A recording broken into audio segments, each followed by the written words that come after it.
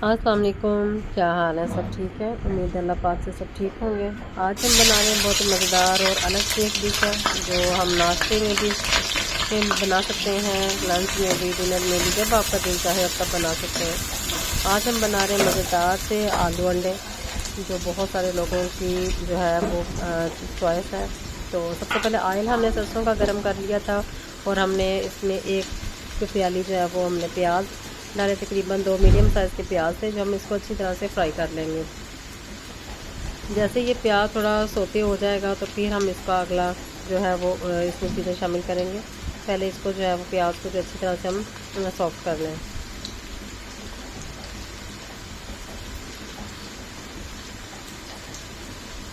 साथ साथ जो है हम इसको प्याज को चेंज करते रहेंगे चम्मच की मदद से, ताकि वो एक जगह पर ही जो है वो ना हो, सब जो है वो एक तरह के ही जो हो जाए। और अब जो मैंने इसको अच्छी तरह से इसको मिक्स कर लिया ताकि हर तरह से फ्राई हो।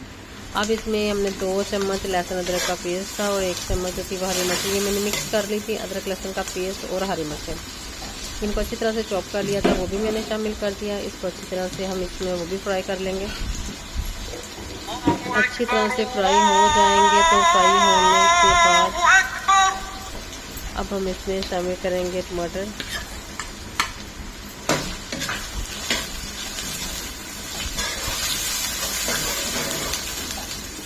अजान का अलार्म लगाया हुआ था, जो मैं इसका टाइम था अभी, तो वो अजान हो गई।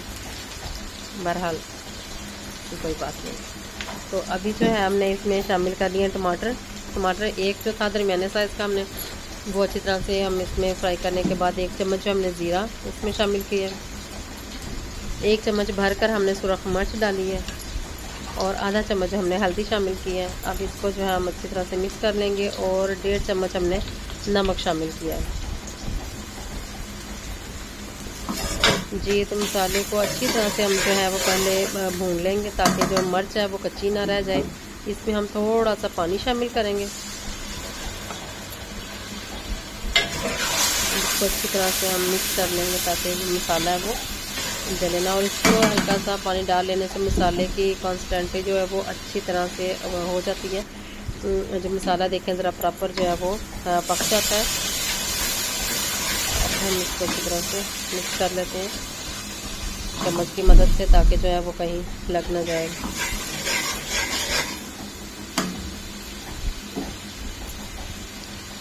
मसाले को अच्छी तरह जब हम भून लेंगे तो फिर जो है अब हम इसमें शामिल करेंगे आलू, जो हमने शामिल कर दिए हैं। ये तकरीबन 1 kg थे, तो इसे मैंने देखिए किस तरह से, इसी तरह आप काट जो है वो बना सकते हैं। आप कोई भी शेप दे सकते हैं आलूओं की, इसको बारीक भी कर सकते हैं, ज़्यादा बड़े भी करना चाहें जैसे आपकी डिमांड हो। तो ये जो है ये बहुत मुनासिब है, इसलिए मैंने इस तरह से इनको काटा है।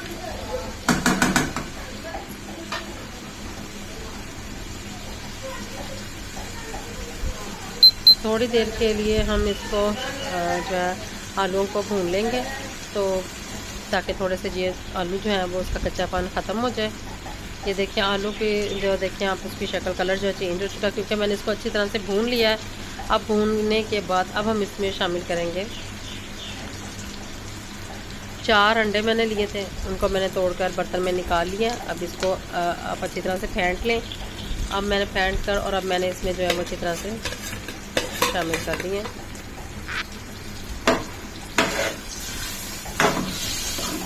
अच्छी तरह से मिक्स कर दे, फ़ौरन से छोड़िएगा नहीं ये, वरना एक ही जगह पर जो है वो इकट्ठे हो जाएंगे और वो जो है वो सही तरह से वो चीज़ नहीं बनेगी जो हमने बनानी है। इसको जो अच्छी तरह से आप मिक्स कर दें ताकि हर आलू मतलब जो है वो सबको लग जाए। ठीक है, एक जगह पर जो रुका बना रहे।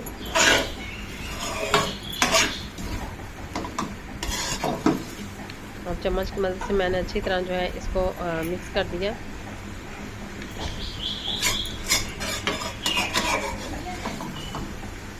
थोड़ी देर के बाद, तकरीबन 2 मिनट के बाद, ये देखें ये मैंने इनको फिर एक दफ़ा से चेंज कर दी इनकी जगह,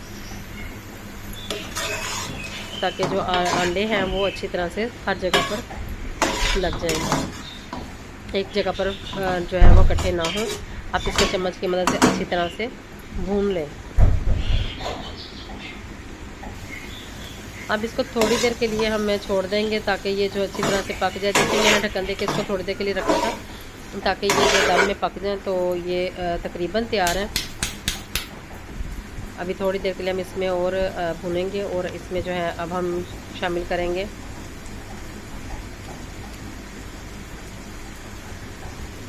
जब घी छोड़ देती है सब, जब हम कुछ भी बनाते हैं तो घी अलग होने लगता है, तो समझिए कि जो हमने खाना बनाया वो तैयार है। यानी कि आलू अंडे जो इस वक्त बिल्कुल तैयार है, इन्होंने घी जो है वो छोड़ दिया।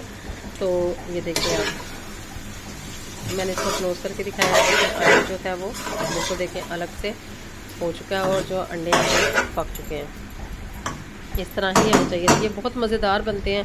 आप पराठों के साथ भी खा सकते हैं, दोपहर में सादी रोटी के साथ खा सकते हैं, नान के साथ खा सकते हैं, चपाती के साथ, जैसे आप चाहें आप इसको खा सकते हैं। किस टाइम पे भी, नाश्ते में, दोपहर में, शाम में, ये डिश जो है हम किसी टाइम पे भी बना सकते हैं। और अब हम इसमें शामिल करेंगे 1 चम्मच भरकर गरम मसाला, मिक्स गरम मसाला है, इसमें थोड़ा सा डाल देंगे। इसके डालने से जो है, वैसे तो इतने मसाले हम डाल लेते हैं कि इनकी स्मेल नहीं आती किसी चीज़ की, लेकिन थोड़ा गरम मसाले से एक अपना टेस्ट आता है। तो इसको हम इसमें शामिल कर देंगे। खड़े मसालों को जो है हल्का मैंने फ्राई करके इसको जो है वो मैंने पीस कर रखा हुआ है ताकि खानों में ज़बरदस्त सी खुशबू आए। तो थोड़ी देर के लिए दम पर रखने के बाद देखिए माशाल्लाह से कितने ज़बरदस्त लग रहे हैं।